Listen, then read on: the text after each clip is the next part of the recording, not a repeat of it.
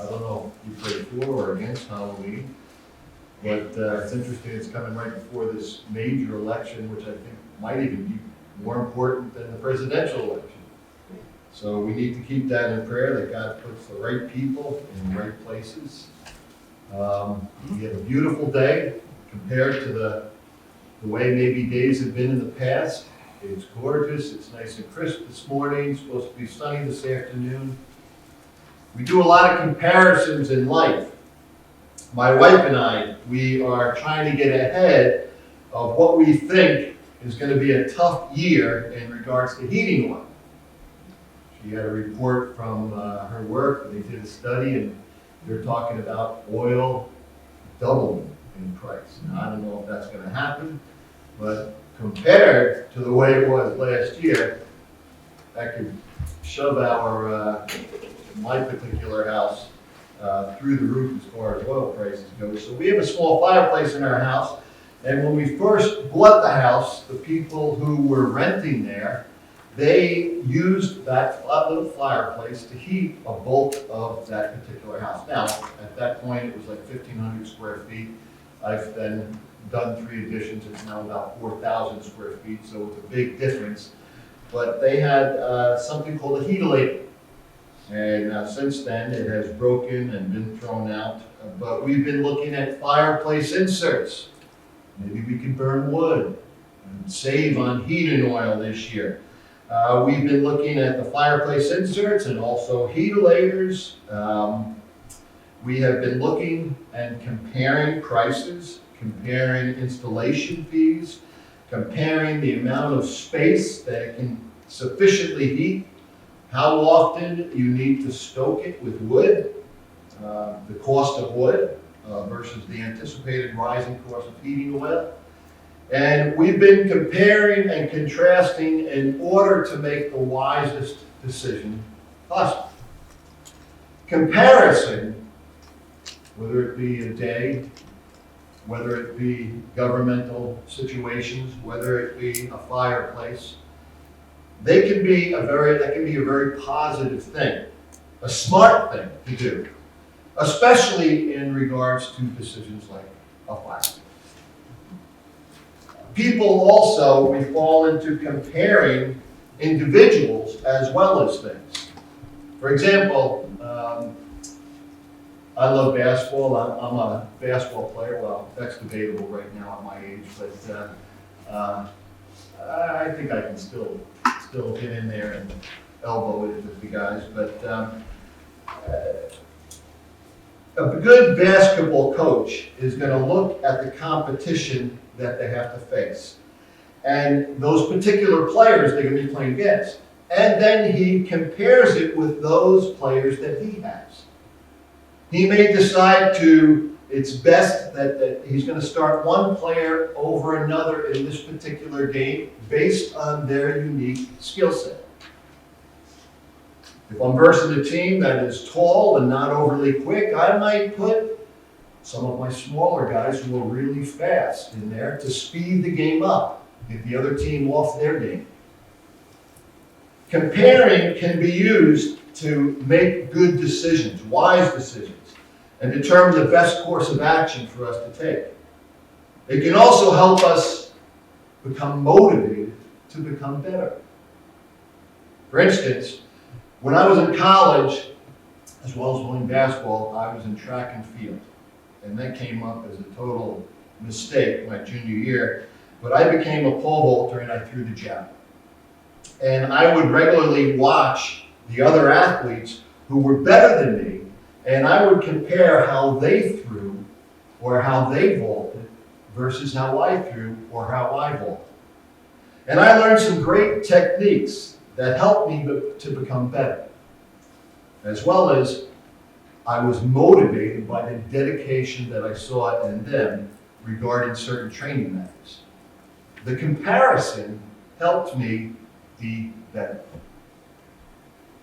The definition of comparison is the act or process of comparing, such as the representing of one thing or person as similar or like another.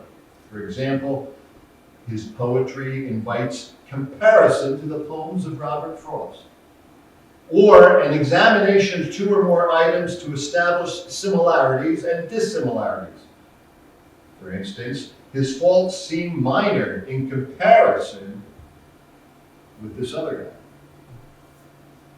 guy. In Mark chapter 2, verses 18 to 22, you can read that on your own. We've talked about it previously.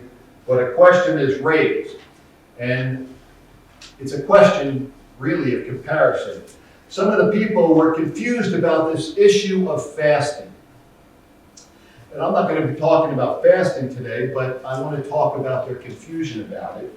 They saw the Pharisees fast, and they saw the disciples of John the Baptist fast. And then they looked at Jesus and his disciples, and they weren't. And they compared these groups, and it brought about a confusion in them. So, because of this confusion, they asked Jesus why. They asked the why question like we often do. And I'm sure it got to the point where even after he gave an answer, some of them were as confused as all. I think that the key is they asked the why question, and some of them really, really wanted to know the answer. I think that's the key when we're confused, when we compare, is we ask the why question. And it's then that it allows us to become better, more informed, more knowledgeable about the particular situation we're comparing. But some of us, we ask why, and then we stop at that point. It would be like me asking, why can some guy who's built like me, who has my strength, why can he throw the javelin 30 more yards than I can? Or 30 more feet than I can? And then be walking away thinking, you know what? He's just a whole lot better than me. That why question is important to ask, but more important to seek. I might throw 30 feet further than that guy. And I might think, you know what? I'm pretty good. And so I don't need to work as hard. I love the response a guy once made to me. I was in the state finals in javelin, and after my third and final throw, you get 3 throws, I came up short to the guy who won. And after my throw, this guy came up to me and he went over my steps, my last 5 steps, and he told me, if you speed up those steps, your throw will get 30 or 40 more feet, I'm sure. And I looked at him and I said, dude, information I could have used before my last throw. And he said, well, I didn't tell you because I think you might have beaten me. And it actually was a really encouraging comment. I ended up taking 6th that year, and yet I went away knowing that I had the ability. And it demonstrated to me why this guy was champ, because he knew he had to keep working hard because there were people out there that could beat him. Unfortunately, I never touched a javelin again. That was my senior year. But there is a bad side of comparing. Asking the why without seeking an answer. But much more than that, and why the question of comparison is one that we struggle with so much, it's because all too often we compare ourselves with others. We see what they do or what they haven't done, and we see what we have done or what we haven't done, and we feel sometimes we're on the short end of the stick, or we might suddenly think we're superior. Both are polluted rivers. We are really talking about envy and pride. Both sins, by the way. The most important things in life are internal, not external. A guy by the name of Warren Buffett, I'm not quoting him from a spiritual perspective, but I just came across this quote. The big question, he said, the big question about how people behave is whether they've got an inner scorecard or an outer scorecard. It helps if you can be satisfied with an inner scorecard. To make the point, this is a little bit rated R, Buffett asked a simple question: would you rather be called the world's greatest lover, or have everyone think you're the world's worst lover? Or would you rather be the world's greatest lover, but have everyone think that you're the world's, or would you rather be the world's worst lover and have everyone think that you're the world's greatest lover? That type of comparison is external between you and someone else. And when we let it, it can drive our behavior. Sometimes it's about something genetic, like wishing you were taller. I always wished I was taller. I was a basketball player.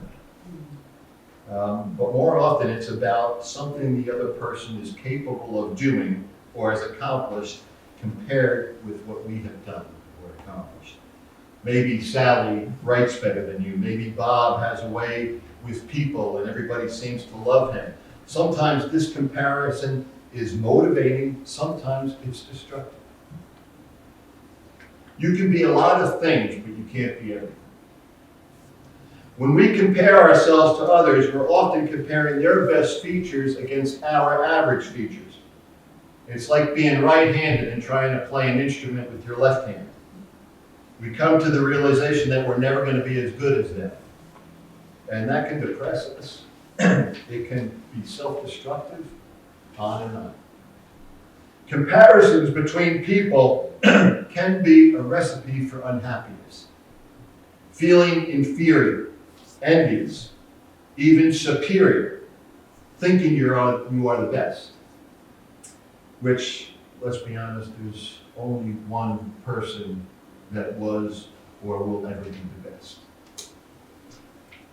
So, if you think you are, then you struggle with superiority. There's no other conclusion you can come to.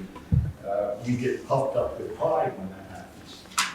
And when we feel superior, we can at times feel threatened by someone who comes close to where we're at.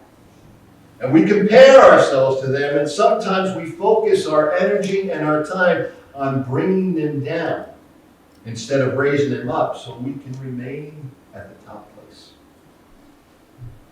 There's one thing that you're better at than any other people: being you. God made you, and only one of you. And then guess what? He broke the mold. Isn't that pretty cool? There's only one you in existence, past, future. Only one you. God has a wastebasket. There's hundreds and thousands and millions of broken molds in there. And this is the only game you can really win: being you. When you start with this mindset, the world starts to look a little better. No longer are you focused on where you stand in relativity to others. Instead, your focus and energy is placed on your capability of improving yourself, how you can be a better you. And God created you to be you.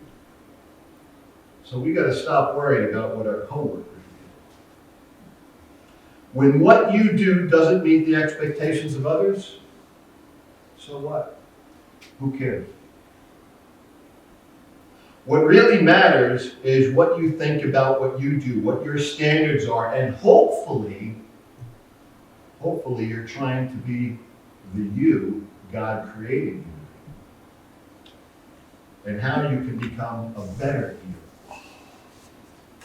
Now, that's not an excuse to ignore the opinions of others. Other people might give you a picture of how you fall short of being your best.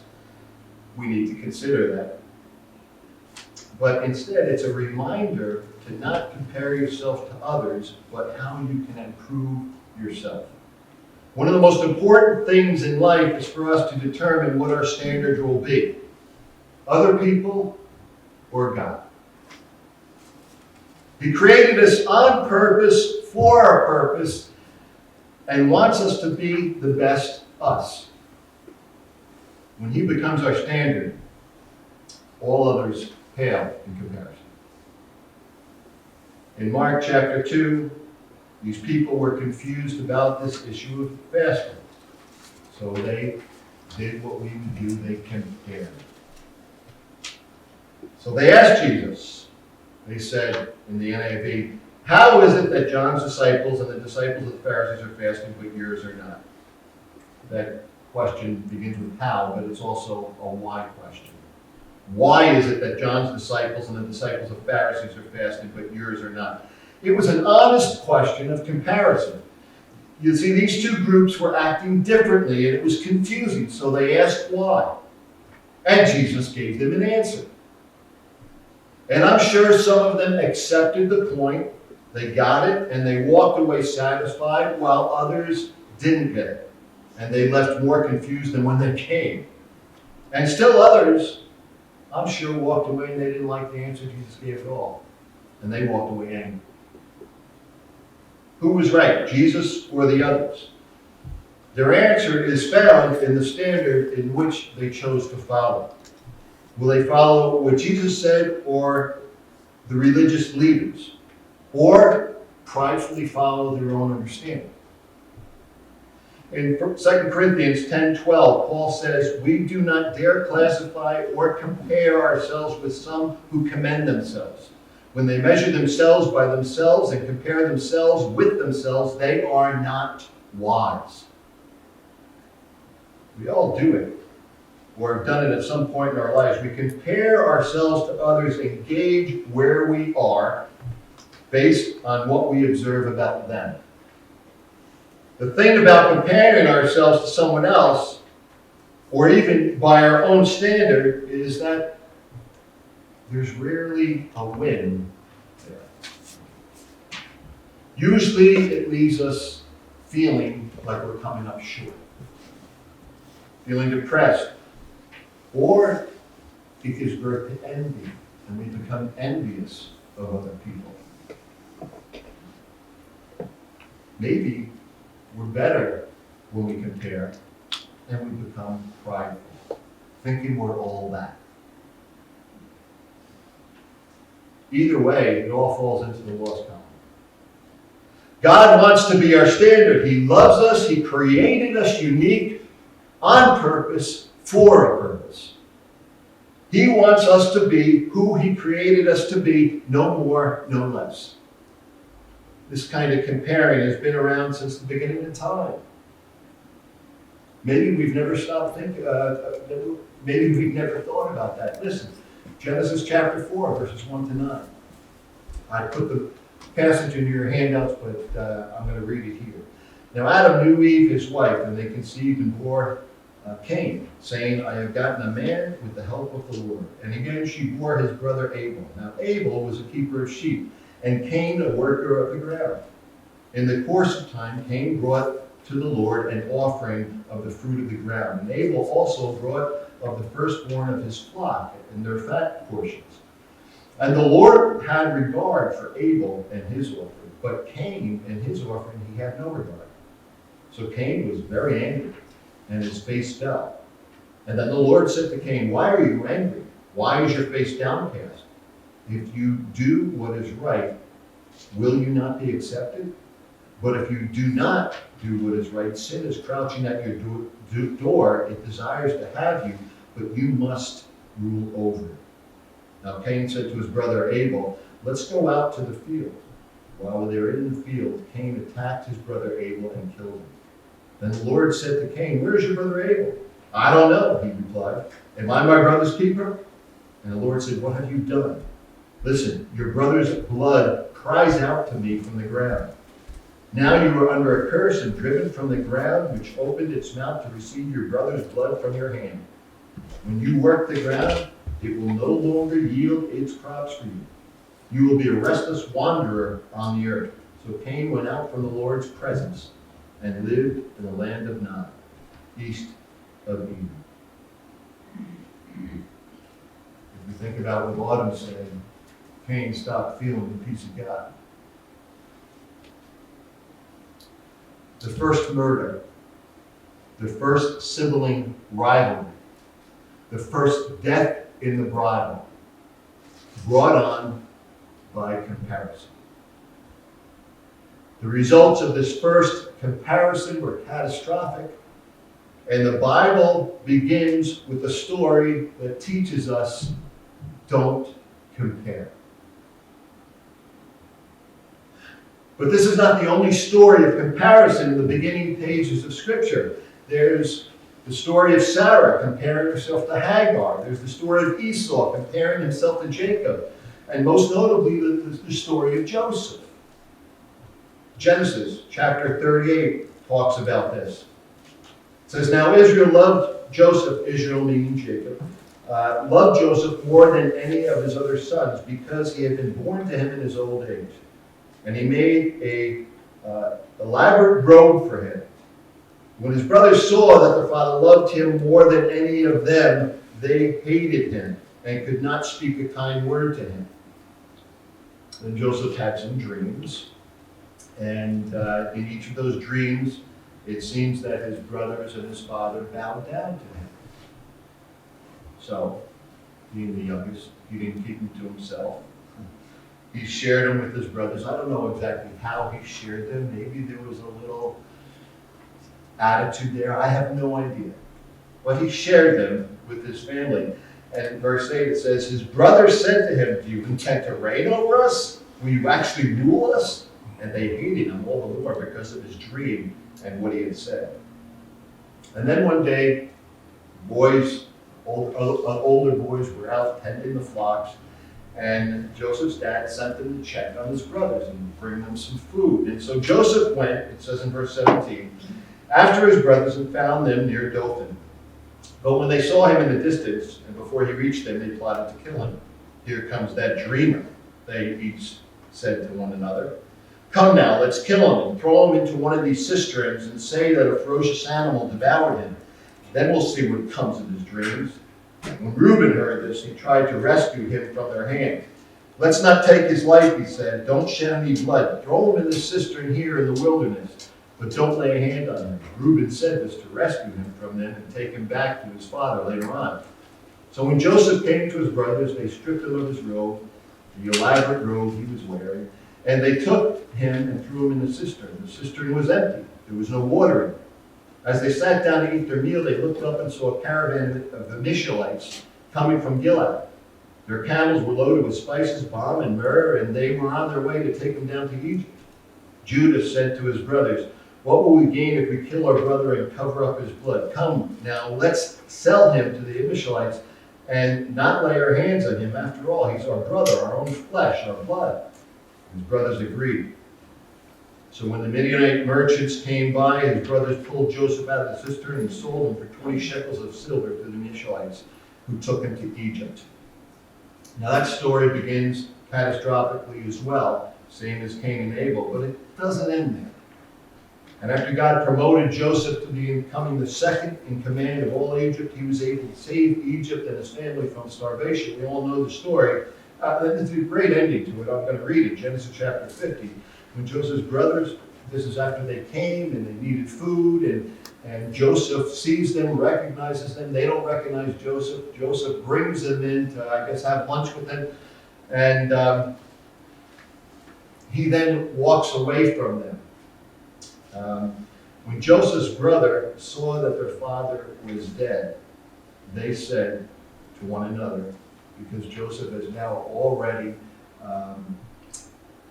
shown himself to them, and they don't want to say what they did. So this is what they said. What if Joseph holds a grudge against us and pays us back for all the wrongs we did to him? So they sent word to Joseph saying, your father left these instructions before he died. This is what you are to say to Joseph. I ask you to forgive your brothers of their sins and their wrongs they committed in treating you so badly. Now forgive the sins of the servants of the God of your father. When the message came to him, Joseph wept. His brothers then came and threw themselves down before him. We are your slaves, they said. But Joseph said to them, imitating the grace of Jesus that would come so many thousands of years ago. Don't be afraid. I am in the place of God. You intended to harm me, but God intended it for good to accomplish what is now being done, the saving of many lives. So then don't be afraid. I will provide for you and your children, and be assured.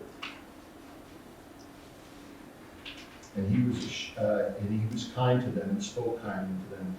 There are clear restrictions in the Bible against comparisons.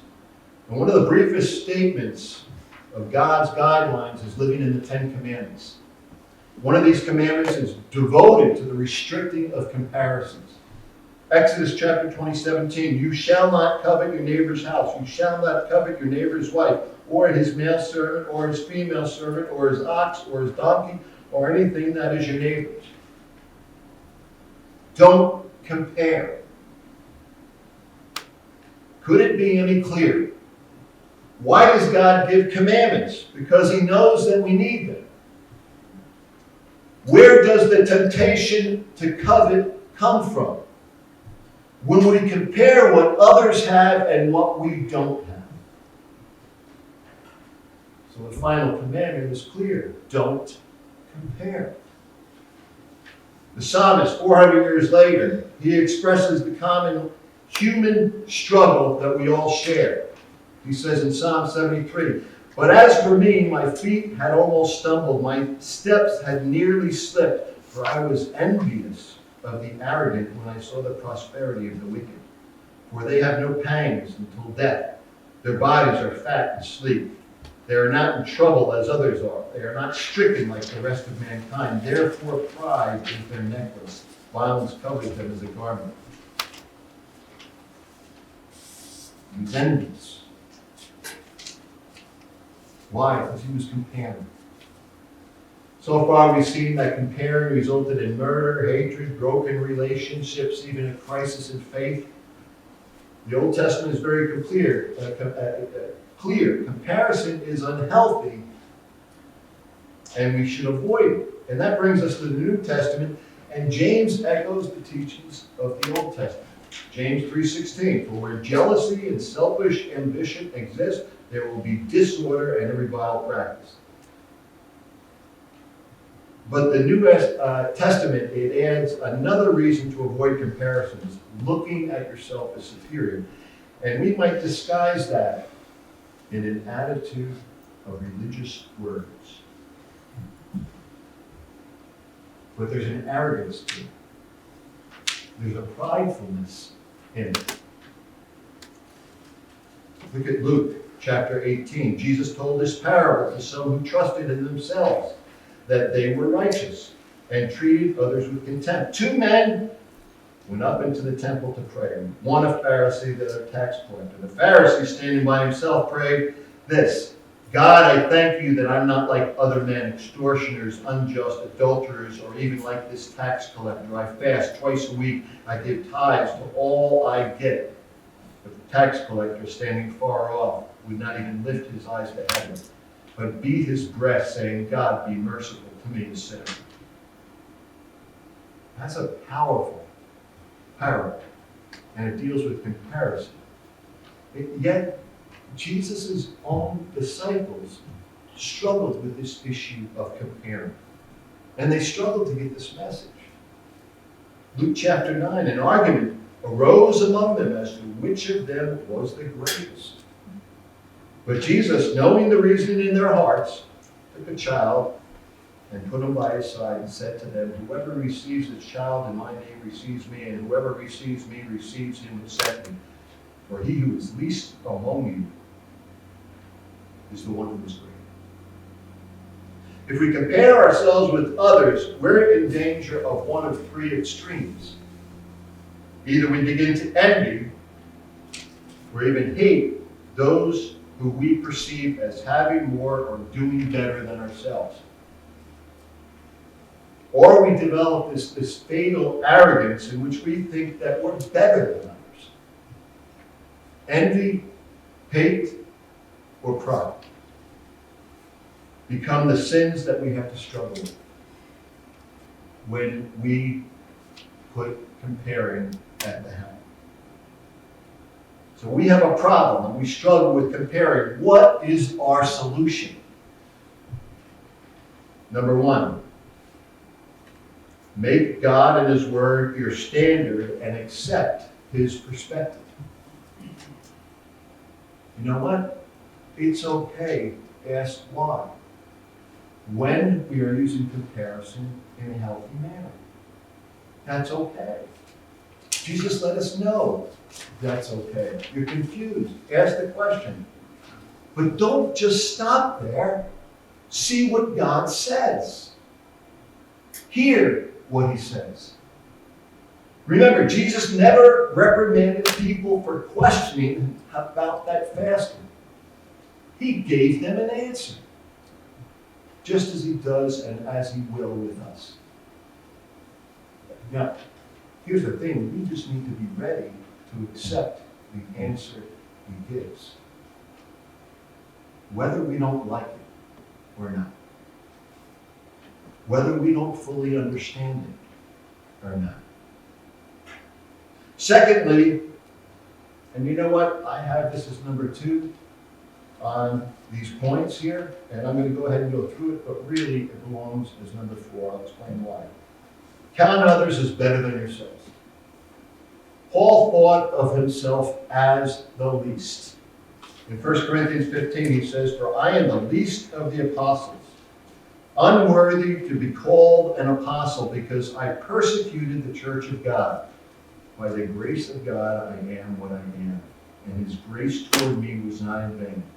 On the contrary, I worked harder than any of them, though it was not I, but the grace of God that was in me." And in Philippians chapter 2, verses 2 to 3, it says, "Do nothing out of selfish ambition or vain conceit.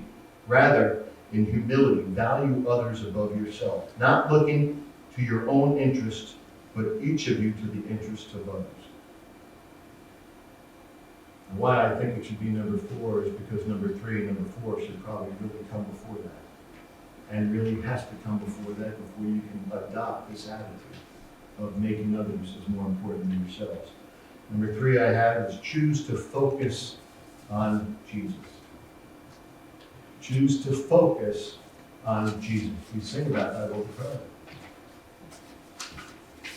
It's called the law of attraction. Whatever we focus on, we are drawn to. You choose to focus on comparing with others, that becomes your windshield. And Jesus becomes your rearview mirror. We need to make Jesus our windshield and others our rearview mirror. Now that can be hard for us to do until we do number 4, choose to follow Jesus. Focusing on Jesus is one thing, following Him is the other. In John chapter 21, Peter has a little discussion with Jesus in which Jesus told Peter that if he loved him, he should feed his sheep. And then Jesus explained to Peter that he would die as a prisoner. I'm sure Peter wasn't thrilled with that answer. And then Jesus said, "Follow me." And rather than focusing on Jesus and His calling, Peter, he wanted to know what Jesus had planned for the other guy. So he says, "What about this one?" Pointing to John. "What about him?" And so what does Jesus say? "What does that matter to you, Peter? If I want him to remain until I come, what is that to you? Follow me." I think that gives us a hint at one solution the Bible provides for those who are struggling with comparing. It's a hard thing to follow someone when you're not looking at them. So, and hear me on this, focusing on Him, on Jesus, is the first thing we do with our hearts and our eyes. Following Him is what we do with our feet and our actions. And the last thing is give thanks. First Chronicles 6:8 says, give thanks to the Lord, for he is good. His love endures forever. Do you really believe that? Do we really buy into that? I love Philippians chapter 4, as Paul says, because it's so practical. Because we all struggle with anxiety, especially right now in the world that we live. And he says, do not be anxious about anything, but in every situation, by prayer and petition, with thanksgiving, present your request to God. And then the peace of God, we've already heard somebody talk about that, which transcends all understanding, will guard your hearts and minds in Christ Jesus. When we stop comparing and we're focused and following Christ, his peace, which transcends understanding, flows in our hearts and minds, and we're content to be us. Because that's who God created us to be. And we don't have to be them. When our gaze is on him, he becomes our preoccupation, and our attention is drawn to him, and the temptation to compare diminishes. And we have our great reminder as we come to share the Lord's Supper together, and that is the cross. You know, I woke up this morning, my usual Sunday plea with God. Lord, please take these words of mine and focus them toward people's voice. Because I know it's you and it's not. And I thought, well, how does comparing really make a difference? I mean, I know what I wrote down. I know what I prepared. And God gave me a verse this morning that knocked me off my seat. Mark 15:10. There was a guy named Pilate who had this man before him who the religious leaders were asking that Pilate kill him. Now we know the story. Pilate went on and crucified him. But if you read the story in all of the Gospels, Pilate tried everything he could do to not crucify Jesus. And then it says in Mark chapter 15, verse 10, that Pilate, knowing it was because of envy, looked at the leaders and said, why should we crucify him? Knowing it was because they were comparing Jesus' popularity with the people, Jesus' power to heal and perform miracles, to their own. And they couldn't measure up. None of us could ever measure up because he is the only one that's first. I wondered, as I sat there, what happened to Pilate? We know he tried, but he eventually sent Jesus to the cross.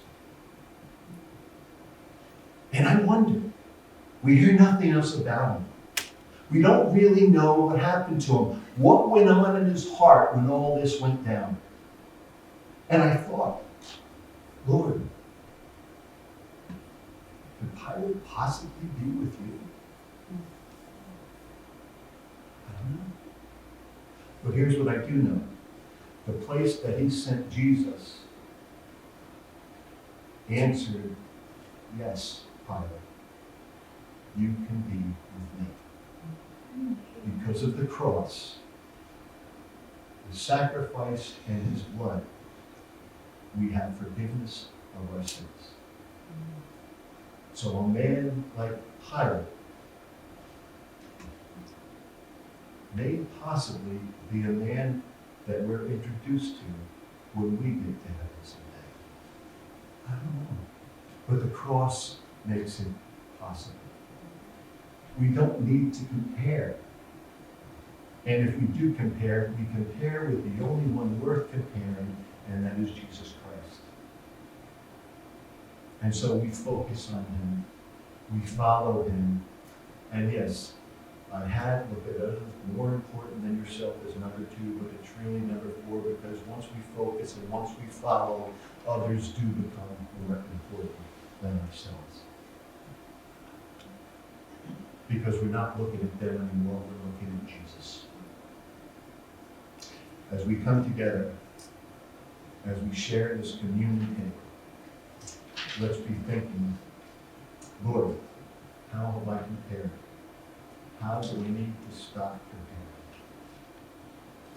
How can I focus on you and follow you to a greater degree and be a better me? Because you created me to be made on purpose for a purpose. I want to ask, Tim, can you come up and distribute the